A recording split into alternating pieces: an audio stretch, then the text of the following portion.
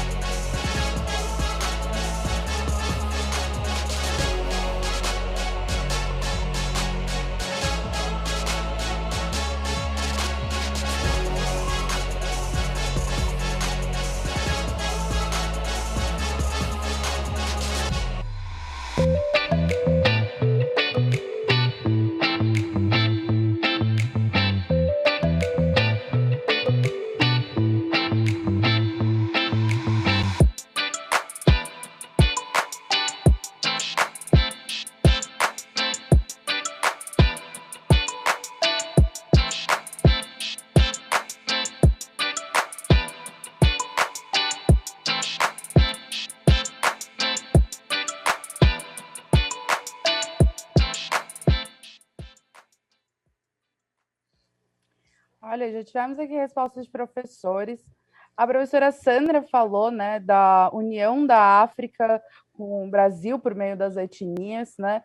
Eu acho que quando eu vejo essa expressão também, eu acho que entro nessa questão da miscigenação, né? Dessa mistura que é o Brasil e a África. Como, né, nas eletivas que você já deu, eu acho que eu vejo aí a África como a nossa segunda mãe, querendo ou não, né? Sendo a primeira mãe o Brasil e a segunda sendo a África. Isso, perfeito, né? O Brasil é a maior África fora da África. Ah, ok, ó, chegaram alguns comentários, ó. Professor Elésio diz: patente em expressões como samba, jongo, carimbó, machixe, maculelê e maracatu. Professora Ana traz um comentário da Stephanie. Ela fala pessoas descendentes de africanos. Boa, boa, boa, olha só. Então vamos seguir aqui, ó. Então, vamos falar de Darwin até o darwinismo social. Então a gente tem que pensar nessa construção da ideia de uma nação brasileira, ou seja, de pessoas nesse enorme território que fazem parte de um mesmo povo, passa por três principais origens. Lembra aí, vamos lá.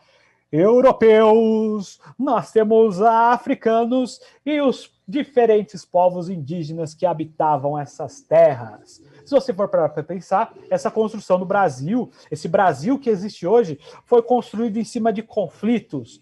Os indígenas lutando contra a invasão de suas terras e os africanos contra a escravidão de seus corpos e às vezes até de sua própria alma. Em todo mundo tivemos uso da mão de obra escrava, porque era o principal meio para a gente produzir riqueza. E aí, esse tipo de situação, a escravidão, precisava de uma justificativa. Dentro desse quesito surgiu o que a gente chama hoje de racismo moderno. Como que a gente pode exemplificar isso? Os missionários chegavam lá com o objetivo de nós temos que alçar o comércio e levar a civilização a essa população ignorante.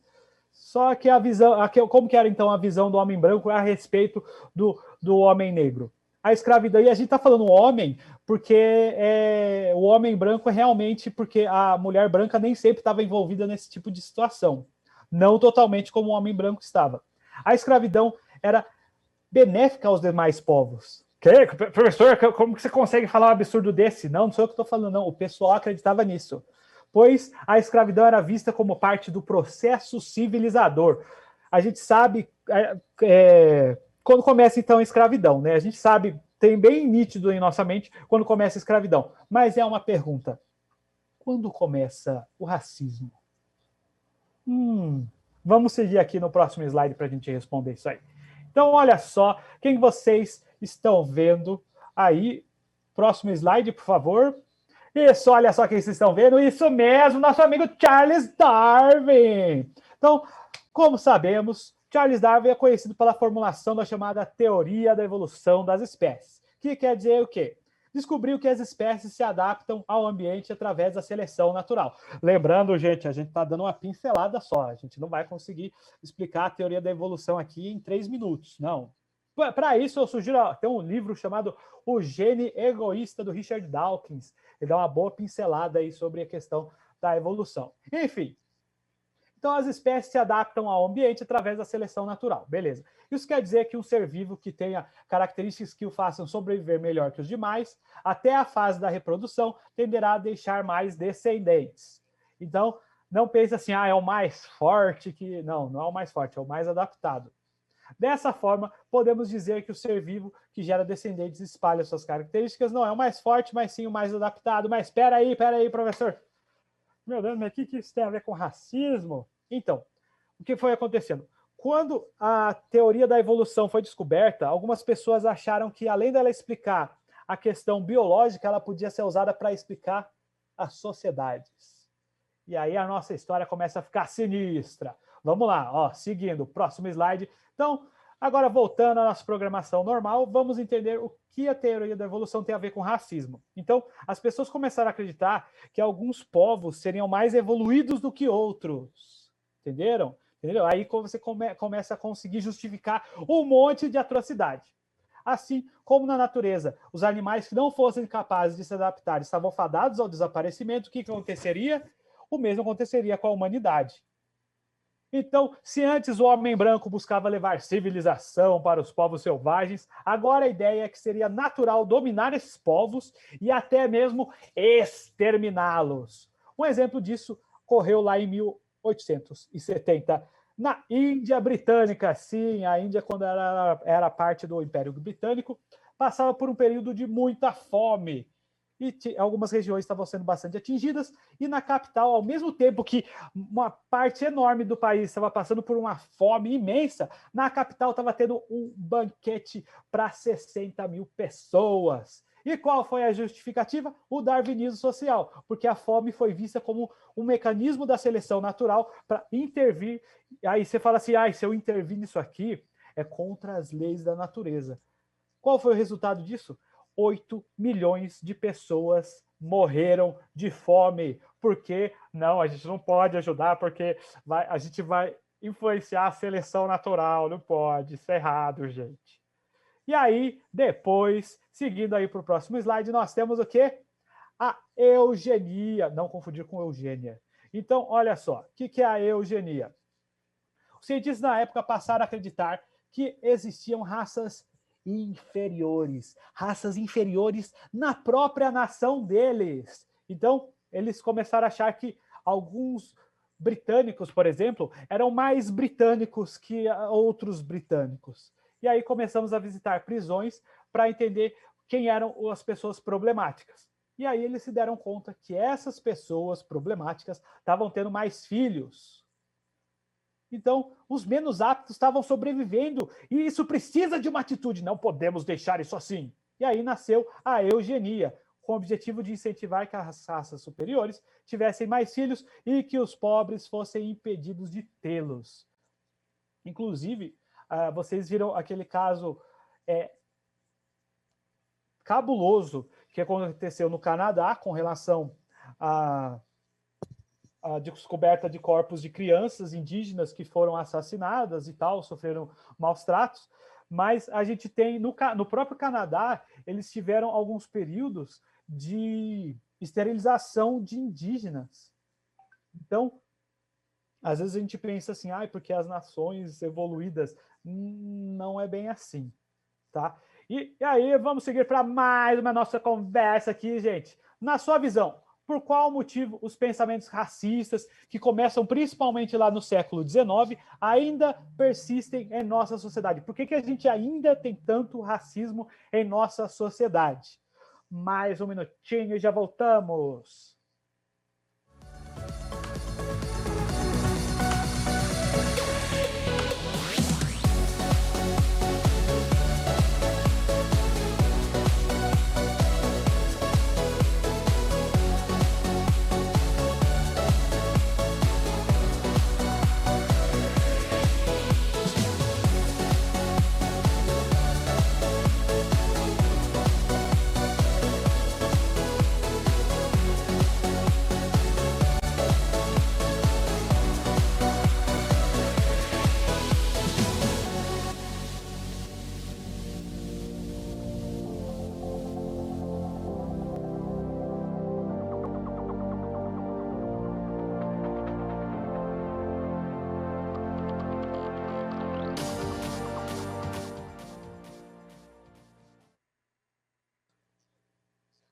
Então, voltando aqui, né, tivemos algumas respostas, né? Então, a professora Rosa falou, né, porque alguns ainda se acham superiores aos outros, né? E eu acho que a gente ainda tem alguns pontos aí, né, que se eu fosse falar, eu acho que eu não pensaria em uma coisa só.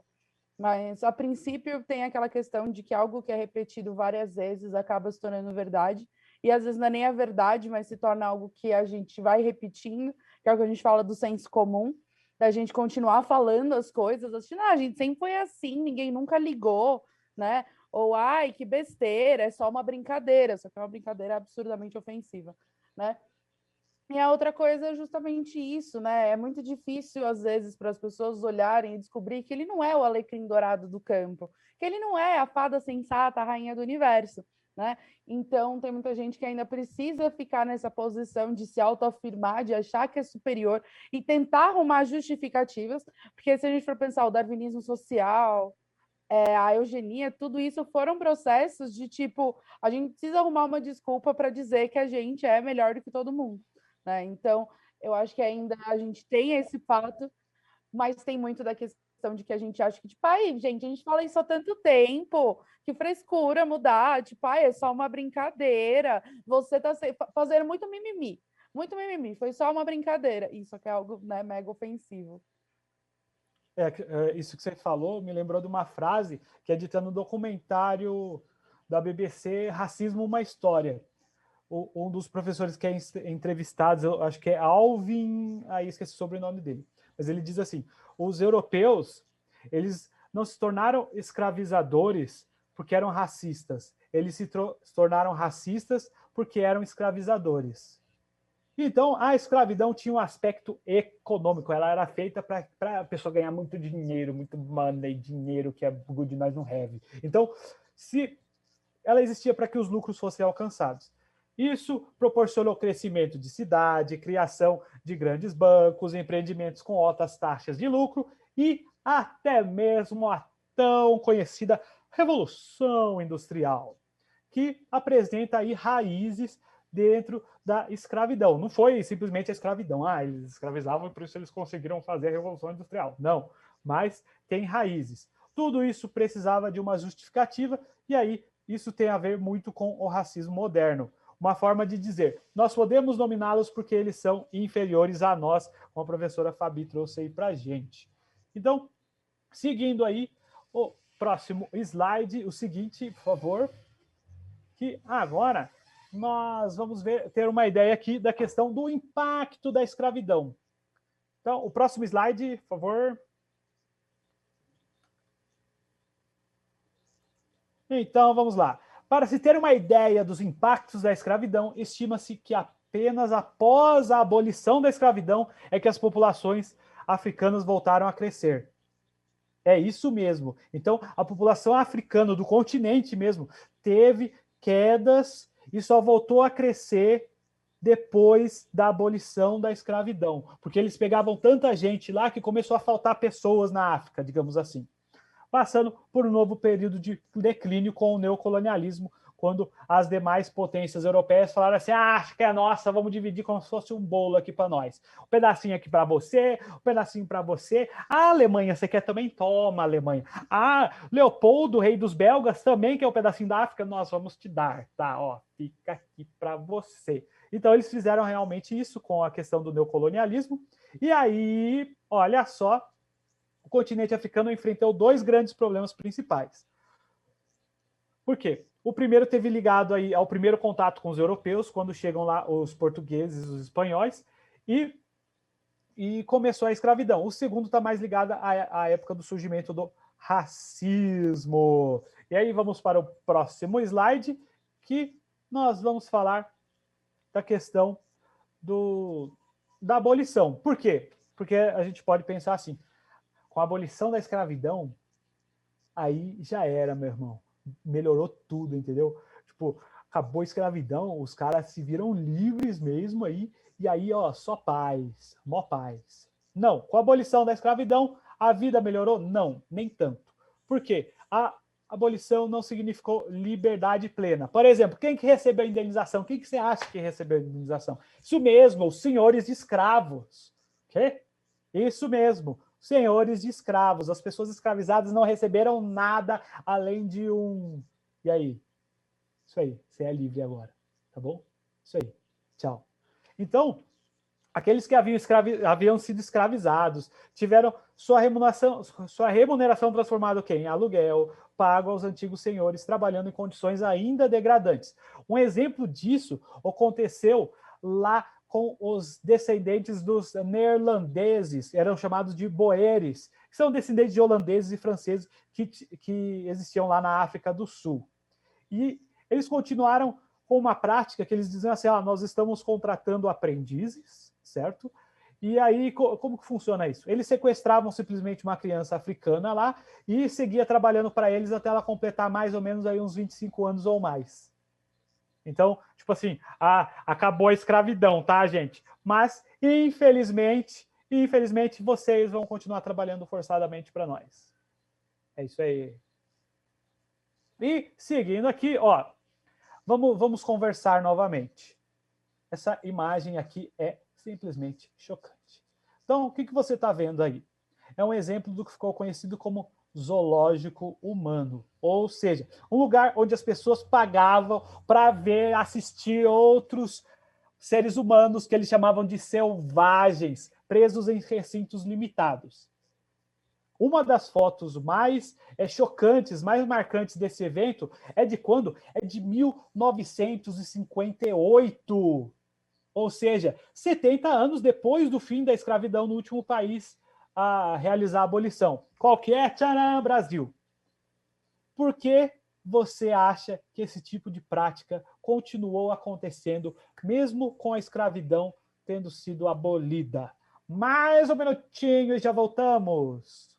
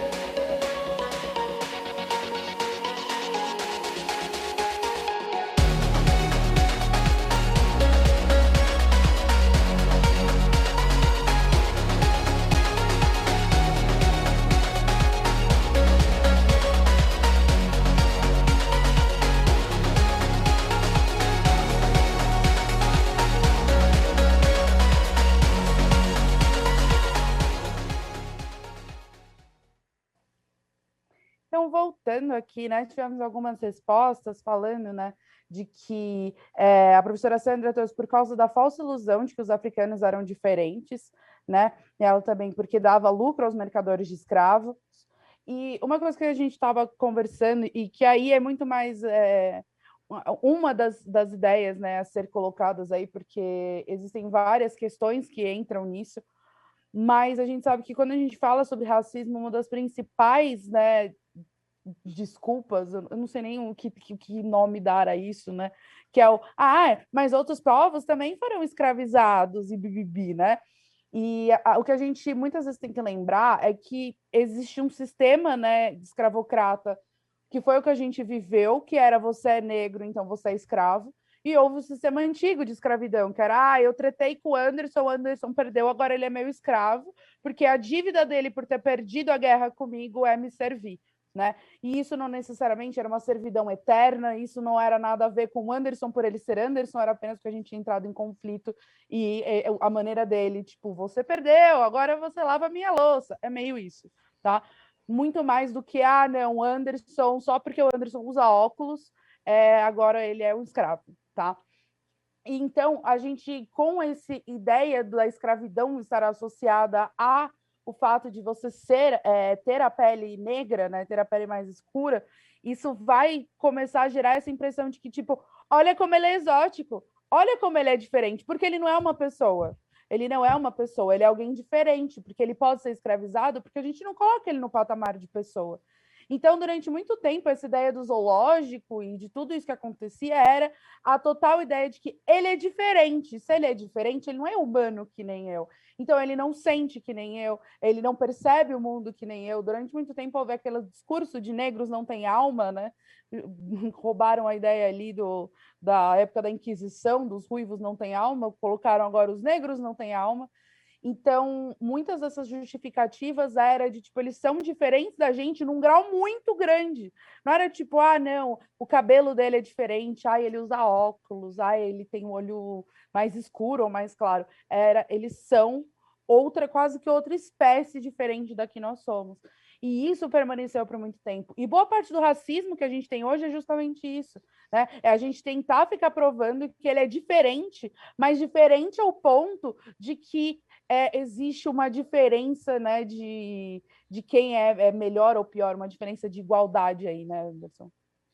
Perfeito, professora Fabi, muito obrigado aí. Vamos só recapitular então, vamos finalizar aqui. Então, recapitulando, a gente conheceu a ideia geral da eletiva Identidade Afro-Brasileira. Agradecemos muito aí as professoras Karen e Ariane.